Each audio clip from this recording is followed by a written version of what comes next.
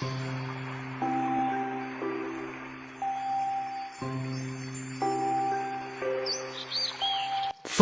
Guiding disciples. Since the Buddha's disciples each had their own character, their daily routine differed. Some preferred to meditate inside caves or beneath trees, while some preferred to reach out to people and spread the Dharma. No matter their choice, Buddha always encouraged and supported them, and taught them according to their aptitudes and needs. To understand how the Buddha taught, we can begin by looking at his attentiveness, care and instructions towards his disciples. Once, when Buddha was inspecting the Sangha community, he discovered Sariputra, one of Buddha's 10 principal disciples, an arhat, and a leader of the Sangha community strolling around the forest late at night when everyone else had gone to rest. When Buddha asked why he was taking a stroll instead of taking a rest, Sariputra told Buddha that it was a day when the monastery was crowded and lacking beddings. Therefore he gave his bed to a young bhiksu to sleep in. The next day, Buddha gathered the assembly to instruct them on the importance of showing respect to the elders. When Moggallana realized the evil deeds his mother had enacted before she passed away, he sought advice in the Buddha on ways to pray for and redeem his mother. Buddha instructed him to arrange a banquet as an offering to the monastics on the first day of their return from their summer retreat. The merits accumulated from the offering shall release his mother from hell. This became the cause for the Ulambana festival, which was later advocated by Emperor Wadliang and Chan Master Baozi, a tradition that still thrives to this day. Purnith, foremost in expounding the Dharma, was particularly passionate about propagating the Dharma. When he expressed his wish to go back to his homeland, Srinaparanta, Buddha reminded him of the cruel nature of the kingdom's people. In reply, Purna tells the Buddha, "I shall have no regrets. If they berate me, attack me or even kill me, then I shall see it as an offering of my life to the Buddha." Very well then. Since you are prepared to sacrifice yourself for the truth, you have my blessings, said the Buddha. Ananda, foremost in hearing the Dharma, was the most loyal member of the Sangha community. His handsome appearance became a cause for much troubles. For instance, by giving a maiden 2 pieces of rice cake that stuck together as one, he was criticized for being fond of women. In addition, Matanga's crush on Ananda also prompted many troubles. Each time the Buddha came to his aid and resolved these troubles. The noble Mahakassapa was well cultivated and most respected for his practice of austerities. Once, when he returned to the Sangha community wearing a ragged robe, the Buddha vacated half of his seat for Mahakassapa as a message to the assembly that he is just as respectable and noble as the Buddha himself. Mahakassapa never begged for alms from rich families, because he believed that wealthy people had already accumulated enough merits from the acts of giving in their previous lives. Therefore the field of merit should be spared for the poor to cultivate their fortune. This is the reason that he always went to poor families when begging for alms. On the contrary, Subhuti, foremost in expounding the teaching of emptiness, thought otherwise. Because he felt that the poor were already in need of food, how could he add to their burdens by begging from them? Instead, it is much more effortless for the wealthy to give, therefore he always begged from the rich instead of the poor. Being aware of these intentions, Buddha spoke to the assembly. To favor either the poor or the wealthy over another is contrary to the spirit of equality. The Dharma should be practiced with an impartial mind. Regardless of all the existing discriminations and differences in this world, what is most important is that we abide by the spirit of equality if we wish to benefit ourselves and others. Buddha was always caring and attentive towards his disciples. For the elderly and sick, Buddha would help them bathe, collect water, and wash their clothes. When Aniruddha fell asleep during a lecture, he was severely reprimanded by the Buddha. Feeling extremely ashamed, Aniruddha vowed to practice diligently, and consequently went blind due to the lack of rest. One day, upon seeing him struggling to thread a needle bereft of eyesight, Buddha helped him and even mended his robe for him. To the extremely zealous Shronakotavimsa, Buddha taught him that spiritual cultivation is like playing the zither. When the strings are too tight or loose, the zither will not play. Thus it is best to follow the middle path. Following the Buddha's instructions, Shronakotavimsa felt more peaceful and attained arhatship swiftly. This is how Buddha guided his disciples.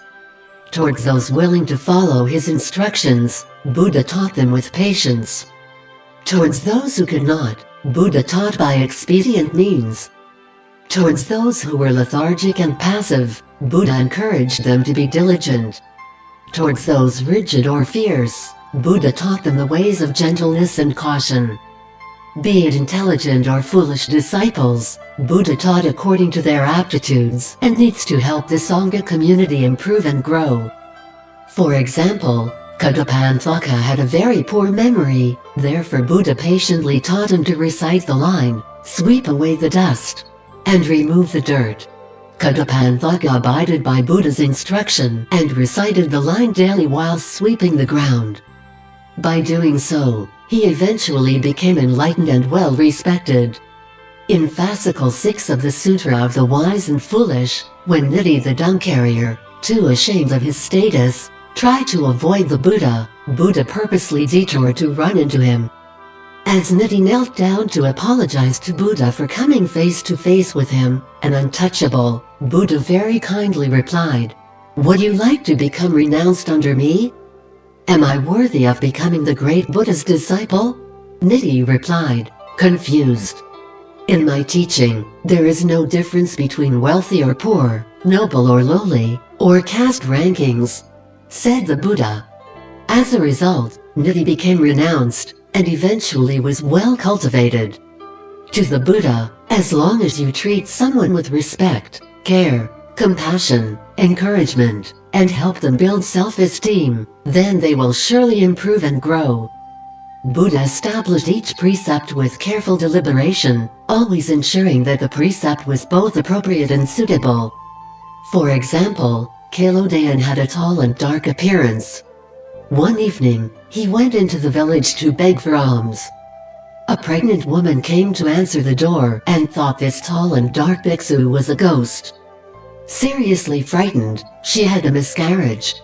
For this reason, Buddha deemed it unsuitable for bhiksus to beg for alms in the evening as well as nighttime, and established the precept for bhiksus to fast afternoon.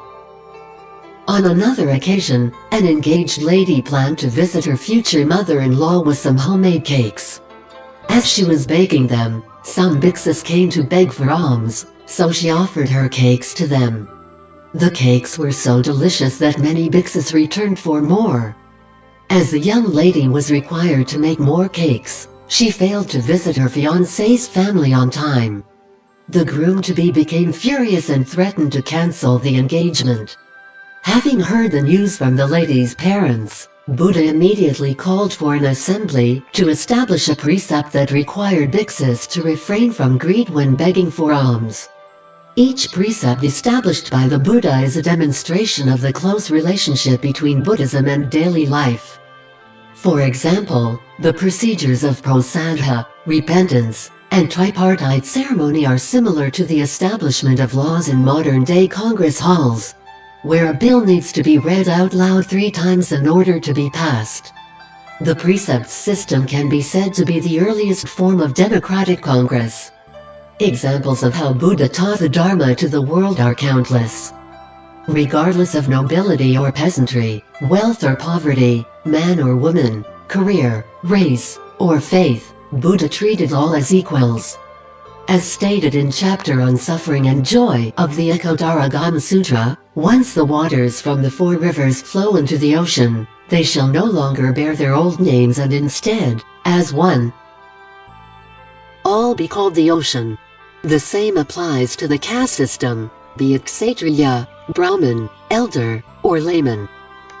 Once shaven in the house of the Tathagata, all shall don the 3 robes, learn the monastic way of life, and relinquish their birth name.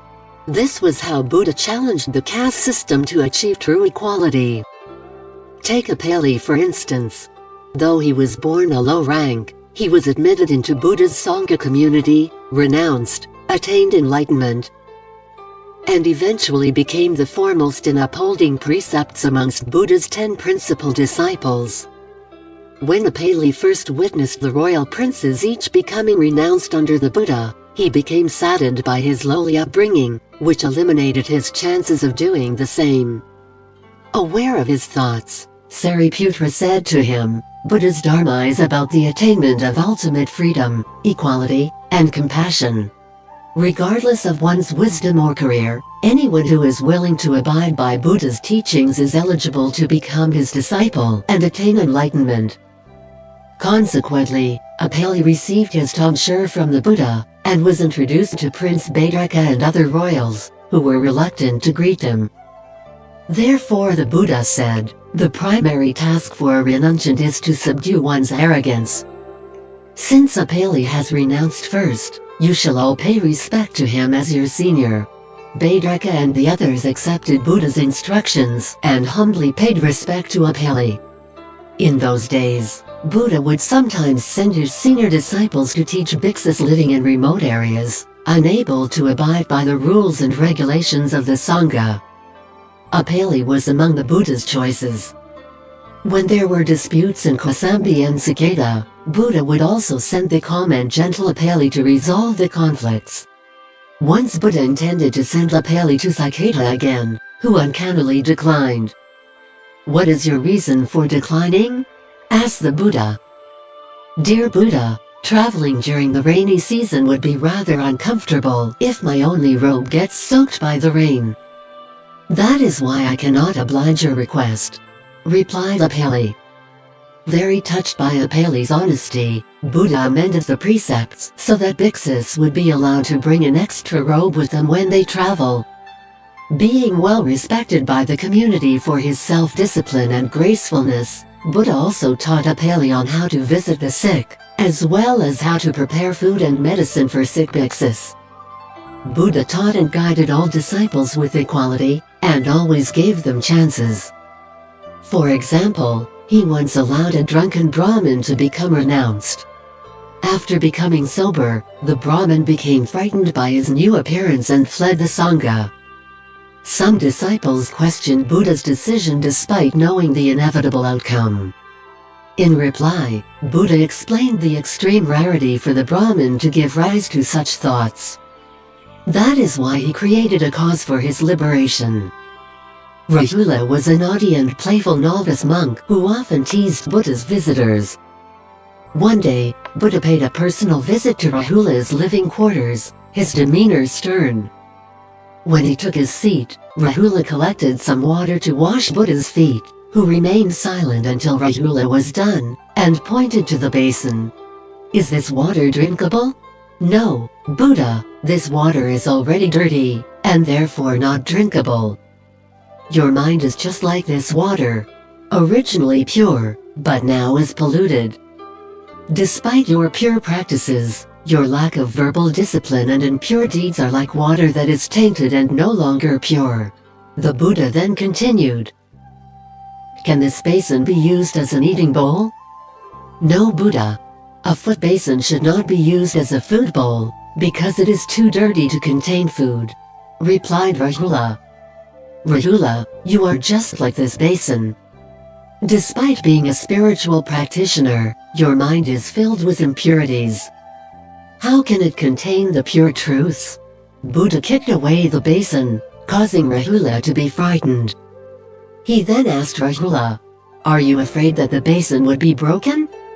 "No, Buddha, it would not matter for a dirty basin to be broken." Rahula, your lack of concern for this basin is similar to the community's lack of concern for you, because you have no regards for demeanor or respect for others. That is why you make fun of people. No one will care for someone like you, replied the Buddha. His entire body covered in sweat, Rahula felt extremely ashamed and vowed never to lie again. Working very hard to correct his behavior, Rahula subsequently became known as the foremost in esoteric practices. Not only was Buddha strict to Rahula, he also demonstrated compassion in his strictness. Other than Rahula, Buddha was also caring towards the novices. One day, Katyayana, who was propagating the Dharma in a distant land, sent his disciple back to Jetavana to see the Buddha. Upon seeing Katyayana's disciple arriving from afar, he instructed Ananda to add an extra bed in his room for the young novice. For a great enlightened sage to show such delicate concern, how can this faraway disciple not be touched? This is the human empathy shown by Buddha the great sage. There were also times when members of the Sangha community failed to cope with the monastic lifestyle. The Buddha obliged their wish to return to family and mundane life, though still as practicing Buddhists. This indeed helped maintain their self-esteem. Not only did Buddha teach through example of his present life, he also used lessons from his previous lives. For example, the Sutra of the Nine-Colored Deer tells the story of betrayal that befell the nine-colored deer. In Sutra of the Collection of the Six Perfections, Buddha was the deer king who took the pregnant doe's place as a sacrifice. In the older Sutra of Parables, Buddha was the parrot that attempted to extinguish a forest fire by small mouthfuls of water. In the Prince Sudana Sutra, Prince Sudana vows to practice generosity to help as well as liberate sentient beings, and has no regrets in undergoing extreme suffering. Chapter on King Deity in the Madhyama Agama records the story of Deity who returns anger with kindness. Many times, Dyavu, the son of Deity, had the chance to take revenge on Brahmadatta for his father, but every time he recalls how his father never held grudges against his enemies, and was always kind. Remembering how his father taught him never to make enemies, 3 times he withheld his desire to kill. Such thoughts of forgiveness touched Brahmadatta, who vowed to never cause harm on another. These are all examples of teaching and compassion, which the Buddha had bestowed to the world. Dedication of merits. May kindness, compassion, joy and equanimity pervade all worlds. May we cherish and build affinities to benefit all beings. May Chan, pure land and precepts inspire equality and patience. May our humility and gratitude give rise to great vows.